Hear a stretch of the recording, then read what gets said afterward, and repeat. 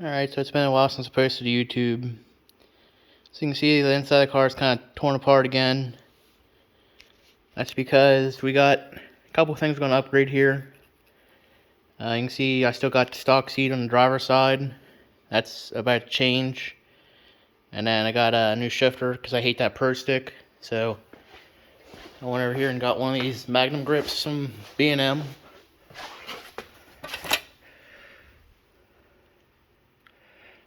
So a little bit nicer of a shifter.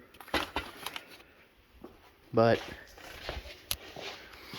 I went ahead and tore the passenger seat out because the driver's seat, the new one I got, was ripped. So we're going to try and fix it. So in the meantime, I figured I'd try and go ahead and make some brackets because, here, I'll show you.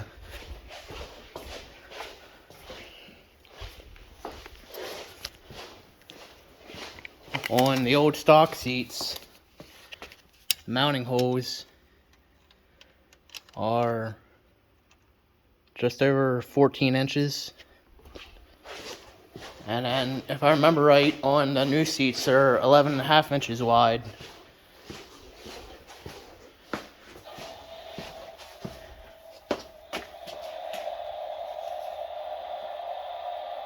Yeah, about 11.5 inches wide on the seats.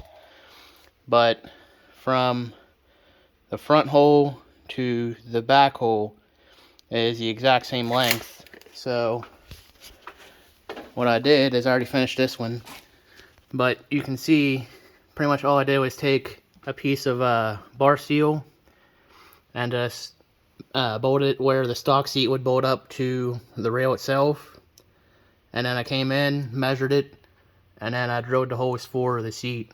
I did that for front and back, so it lines up just like stock. These are actually the seats I got. This is the passenger side. It's already ready to go. I just pulled it back out because I'm going to clean it up real good before I put it in, and vacuum the carpet in the car. And then right here, the driver's side, you can see, like, that's not supposed to be like that, but I'm going to try and fix it and throw it back in. It's a freaking race car, so it really don't matter too much, but the nicer we can get it, the better. But I haven't put the driver's side seat out, obviously, so I ain't got that one done. But I went ahead and cut the steel. And for all the people that say all the bad crap about Harbor Freight, let me show you something right here. The cutting wheel I was using to cut these apart, I've never had a problem with any Harbor Freight wheels. And as soon as I decided to go up to a DeWalt, the thing exploded on me at, like, I don't even know what RPM the grinder's rated for. I think 3,000 RPM. So I didn't find, like, all the chunks. Like, I found this little piece, but there's still a good eighth of the wheel missing. So yeah. So Harbor Freight for the win for that one. And then, of course, I ain't got no room in here because I got my black car, I got my new Edge, the Fox, and Jimmy's car in here. Over here, I got two four-wheelers. And actually, I think that's another thing I didn't mention in the video because it's been so long.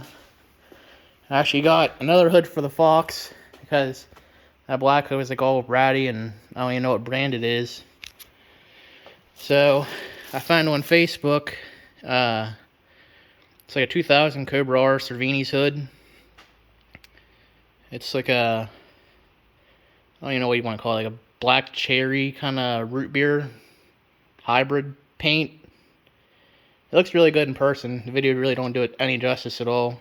But yeah, that'll be going on the car here. Other than the shifter and the seats, I really don't think there's too much of a update. Oh, I did put a catch can in here because PCV was, I guess, too strong, or actually I think it was the PCV valve was bad because the old one, like, you couldn't blow any air at all through it, so I think it kind of just blew out of the bottom intake, so I think that might have been it. The new one you can actually blow air through, so I got it in there. Yeah, you can see it pretty good. I got it in there, and then I just went ahead and did a catch can to keep the oil out of the intake. So I think that's probably all I got right now for updates about the car. The only thing we need to get ready for the 2022 racing season is I got another set of springs for the front coilovers. There's about 3 fingers or so between the tire and the fender, which ain't bad. But I'm also all the way raised, I think it's all the way raised up right now. So I got shorter springs so I can go even lower if I wanted to. Because right now it's the whole way maxed out. Like, I can't have any more adjustment down.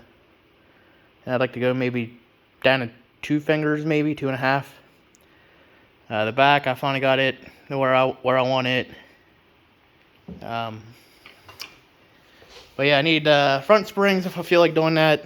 I don't know if I want to or not. I need a front end alignment because you can see this by caster camber plates are way off. It drives straight and everything, but it's way off. I need to get a tune. Obviously, like, I'm still driving it untuned, but the Hollies, I'm running on like the base file or whatever on it. There's just a couple stupid little things in here that I need to get done. I need to get the shifter and the seats done, obviously, but I don't know if you can hear it. It's kind of pouring down rain outside, but it's rainy afternoon, so I figured I'd come out here and get something done. I know it's not too much of an update or too exciting or whatever, but it's been a while, so I figured whatever. Still nothing going on with the new Edge. Still nothing going on with a black car. Jimmy, he might be coming over here sometime this week or next week or whatever, and hopefully get his bottom end put together. That way we can get it dropped in the car. Yeah, that's pretty much it. So, oh, I do have the like the tabs for like the seat belt, because I gotta weld the shoulder harness. Like, I gotta weld on the cage the shoulder harness mount, so I gotta weld that on. So I'm probably gonna have to tear this carbon fiber stuff back off this middle bar here, which still ain't a big deal. It's whatever. It's gotta be done. But get tabs for the seat belts mounted up after I get the seats in and get the shifter and everything in. And other than that, the car should be ready for 2022 racing season. We'll see what happens. I'm gonna go ahead and cut it off here. I spent 8 minutes talking about seats and a shifter pretty much. So I'm gonna cut it off here. I'll see you guys in the next update. Thanks for watching. Like, comment, subscribe.